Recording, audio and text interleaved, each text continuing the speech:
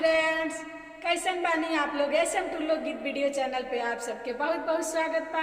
अगर चैनल पे नया बनी तो प्लीज चैनल के सब्सक्राइब करो और लाइक करो, कमेंट करके बताइए कि गीत आप लोग के कैसन लागल और गीत के एंड तक बना रहा। आप लोग के बीच हम एक कर्मा के गीत सुनाओ जतनी।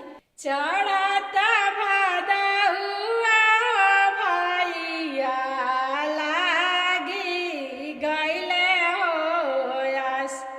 चढ़ाता भादा हुआ भैया लागी गईले हो आस।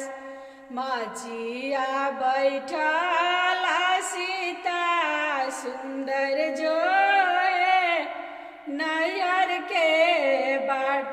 मचिया बैठला सीता सुंदर जोए नैहर के बाट।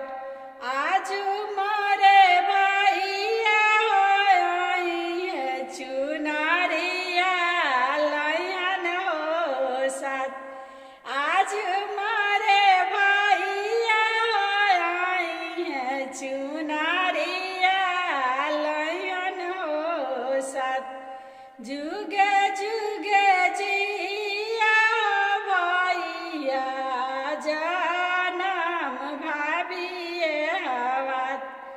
जुगे जुगे जिया भैया भाभी जनम हवात। हमारो पुराइया भैया नैहरा के साथ।